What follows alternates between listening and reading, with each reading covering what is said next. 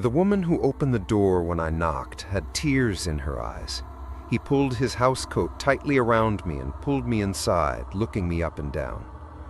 "Mrs. Burton, I'm Agent Barnes. May I come in, please?" He looked at me through the glass and coldly looked me in the face. "They said you were coming. You're from the FBI? Some kind of special forces?" "That's right, ma'am," I said, pulling out my ID and showing it to her. After a brief examination, he turned the knob, pausing for a quick, hopeful look around the neighborhood before finally opening the flashing screen door for me. I climbed the wooden stairs and entered the house. The house was well maintained. The furnishings were old but comfortable, the walls covered with framed photos of barbecues and family gatherings and weddings and birthdays. It seemed like a quiet place, not an abusive or neglectful family, I thought. I pulled out a notebook and scribbled something incomprehensible. "I'm here to follow up on a case involving your son, Brian. Would you mind if we sat down and talked for a few minutes?" He led me into the living room, and I sat on the couch. "Can I get you something, Agent Barnes?" "No, I'm fine. Thank you, though." Instead of sitting in front of me, he chose to remain standing, which made me feel strangely nervous. I tried to ignore the feeling, but it threw me off a little. Most people sit when doing this, especially when they're the hosts. Exactly what can I do for you?" "Well, I was hoping to ask you a few questions about your son's disappearance.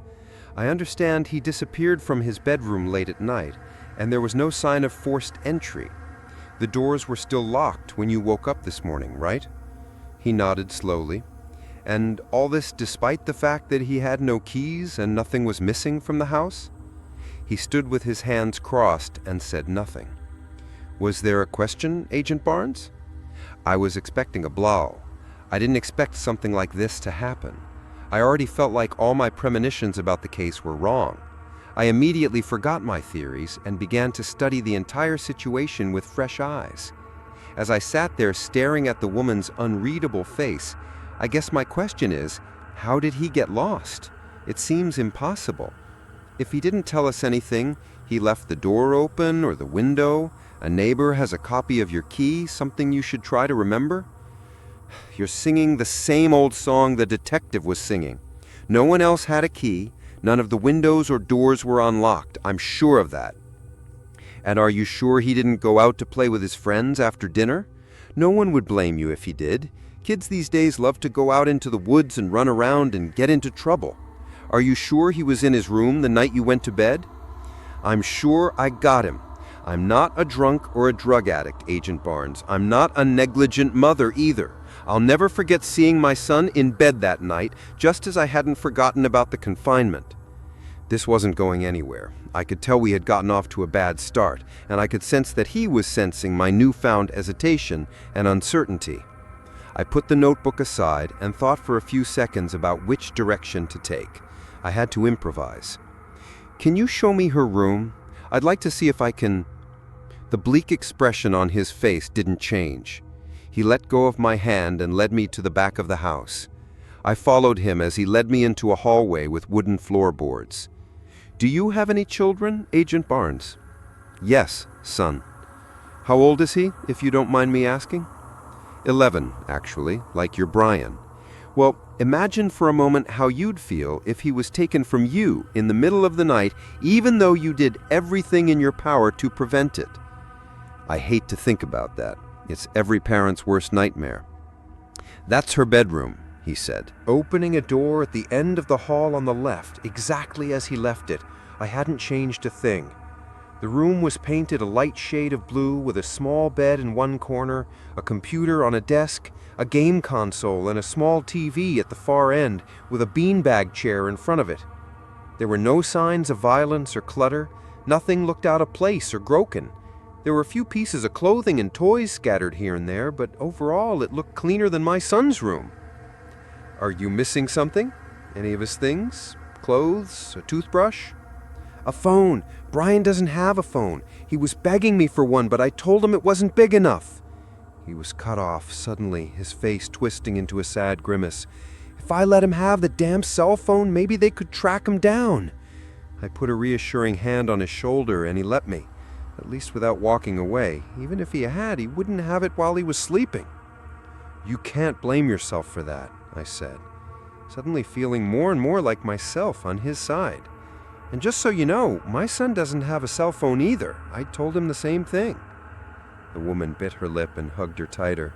He rolled his eyes to the ceiling and tried to dry his tears, as if he couldn't bear the thought of crying for a moment. Do you think Brian could make a copy of your key, maybe without your knowledge? Could he sneak out at night and then lock himself in?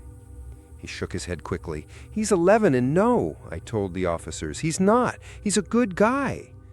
I looked up to see the closet in the corner of the room hanging slightly open. But when I entered the room, I distinctly remembered that it had been locked. It looked black inside for some reason. I was drawn to the darkness and began to walk across the room toward the closet door. I wasn't sure what I was looking for in the darkness, but it seemed important to check inside. Brian told me something the night before he disappeared. He said there was a monster in his closet that had stopped dying. Most 11-year-olds grow up seeing monsters in the shadows, right? At least my son did.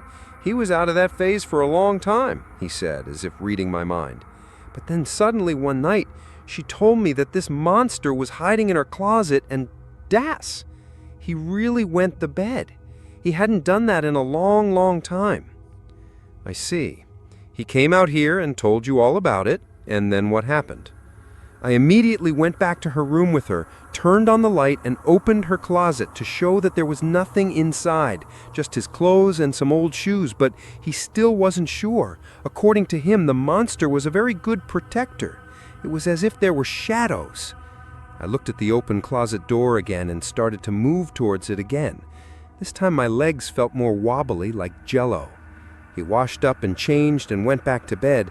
Brian wanted to stay with me and watch TV afterward. He didn't want to go back to his room, but I made him go. What time was that? 2 in the morning?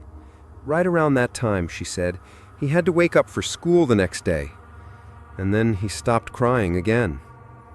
I opened the closet door and looked inside. Darkness covered the entire space like a thick cloud of smoke, blacker and scarier than it should have been, as if this darkness was something alive disguised there, as if it was just a closet, just like the lost boy had claimed. I shook my head, trying to shake off those thoughts, but they persisted. Can you make the light brighter than that? No, it's all there. This stupid light bulb seems to be getting smaller by the day, even after I changed it one day. I'll have to bring an electrician in here. I took out the light bulb and shone it into the dark space. The oily darkness receded, almost reluctantly, as if in a delayed reaction to everything that was possible. I blinked twice, trying to make out what I was seeing. My heart was suddenly pounding, and my hands were sweating as I looked into the dark space in the dim light of the flashlight. It seemed broken, weak compared to normal power. I beat myself up over it several times and tried to remember the last time I changed the batteries. Can you feel it too? He asked nervously from behind me. I wanted to turn around and look, but I was afraid to leave my back in the darkness. I know this is crazy, but ever since that night, I can't help but feel that he was right. Do you feel it? Is there something watching you? I let out a nervous scream that broke my stunned silence. No, ma'am, I lied. It looks like a regular bedroom closet to me. Do you feel like something is watching you in there? Not just me. Us. He's watching us now, and he's seen your face, Agent Barnes. I don't think that's good. What? How can you not want to turn your back, Agent Barnes? You feel it. I know you feel it.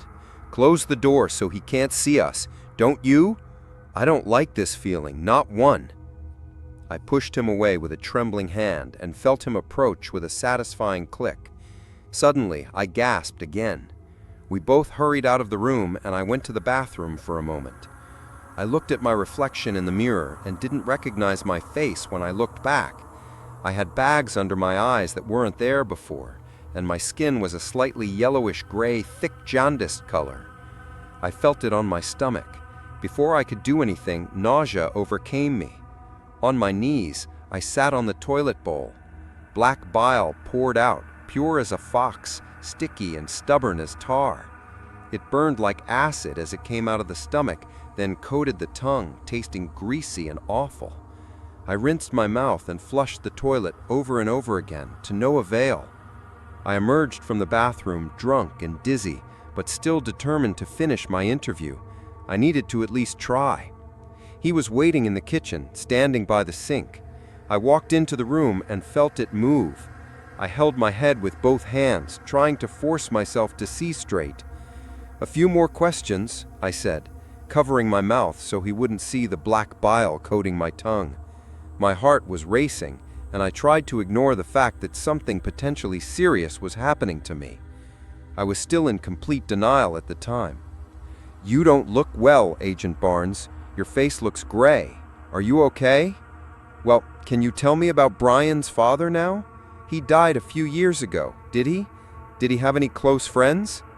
He shook his head as if none of these questions mattered, and he was right in a way. They didn't. The interview had gone nowhere, and I couldn't focus on anything he had said. I was quickly back on the street, the memory of the end of the interview completely gone from my mind.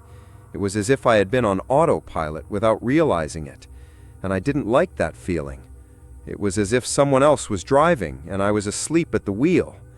I had a very strong suspicion that what had happened to Brian would not be a crime to be solved, and if it was, the results would not be fit for an official report.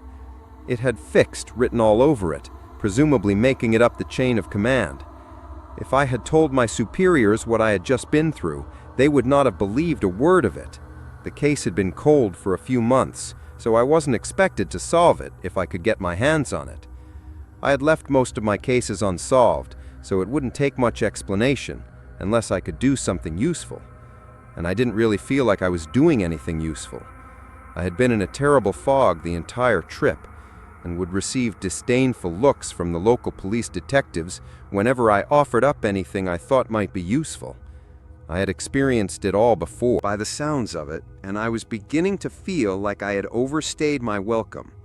The ride home was readied, and I tried to sleep only to find that my dreams were nightmares. I dreamt that I was a child again, in my childhood bedroom.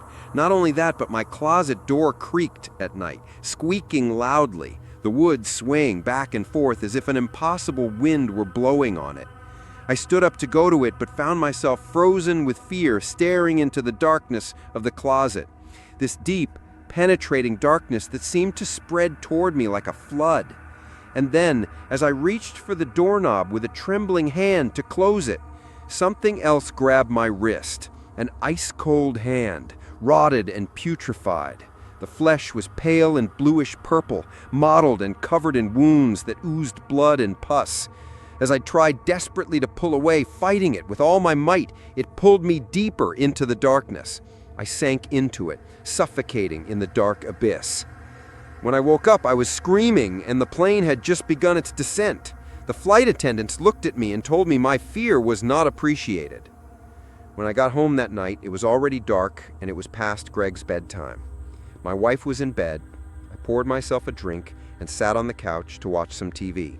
Hoping to distract myself from what I was watching, and I couldn't see it in my dreams, I really wanted to forget this dream, but it was the only thing I could picture when I closed my eyes. This rotting corpse grabbed my wrist and held me. I felt like I could feel this pain even after waking up, this feeling of something tightening around my forearm like a frozen vice.